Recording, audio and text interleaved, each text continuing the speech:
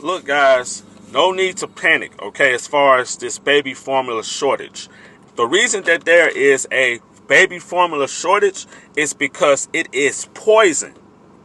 And they are slowly removing them from the stores. A lot of things that are finally coming to light are things I've been screaming about high and low for decades. Literally decades. I have no idea how we honestly endured a lot of the bullshit we've endured for this long as a country. And we all just go and socialize like we aren't being poisoned by the food industry and deceived by health organizations. They really think that the majority of people are that easy and weak-minded to be lied to. Like, just tell them whatever. They'll just scroll past the next post and digest a bunch of smiling friends memes.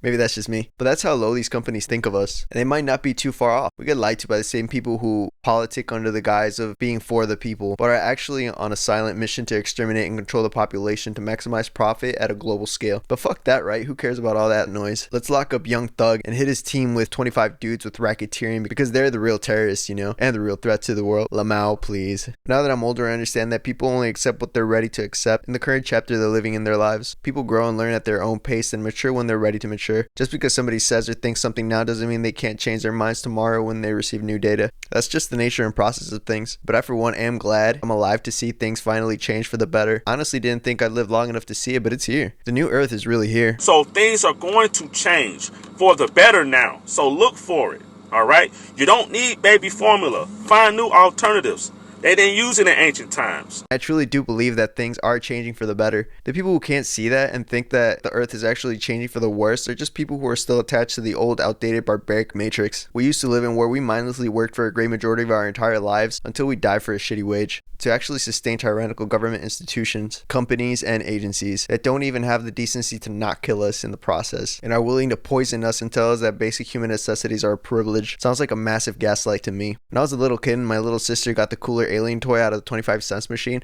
I'd tell her a secret if she was willing to trade aliens with me, and she would. And then I'd tell her something dumb or irrelevant.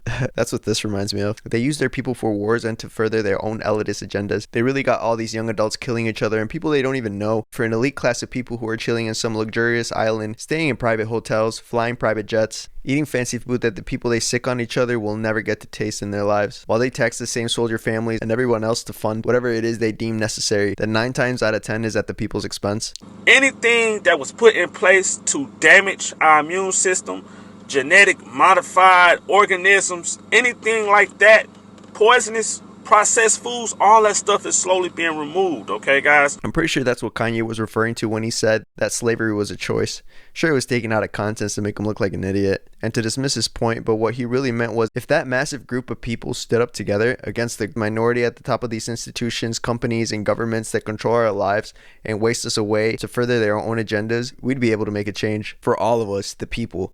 But we're not that organized. Our minds are all scattered all over the place. It's like we're still shocked from birth and the fact that we're all alive and conscious beings. But then there's the people who are comfortable being who they are and simply don't care for progress. They can't even fathom a better world because they give all their energy to companies that are literally put in place to suck the living life out of people to the point of depletion for a flawed, outdated system, and probably just feel stupid and embarrassed coming to that realization. So they don't. It's easier to act like nothing's wrong and to look the other way from the chaos that you've helped create by participating in it for the next generation to clean up than to look at the problem in the eyes and face it, because that puts the responsibility back on you. Because now you know you have to make a change. Now you know you have to get your lazy ass up and do something about it. I just don't know how you could ignore the fact that we've been being fed poison by companies who care about nothing but staying in business and sucking the people's hard-earned money out like leeches. The very least these companies could do is not poison us. But I don't know, maybe that's just not a sustainable business model. But this just furthers my narrative and the point. We have a very big problem to the point where not even our babies are safe. Literally no one is safe anymore. There is shit in everything that is fed to us. Some stuff has more poison than others, and some straight up not even digestible or made for the human body consumption. And some of these ingredients are even banned in other countries, but not in America. No sir. It's the best country in the world, right?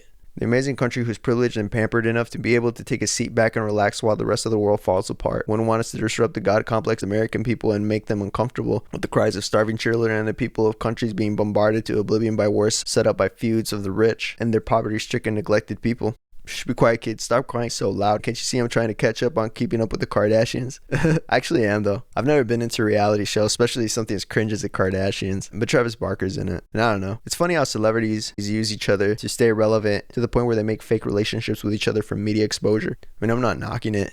I get it. Do you, folks? Get your clout, I guess. Those billion-dollar mansions aren't going to pay themselves. Anyways, I don't hate the rich.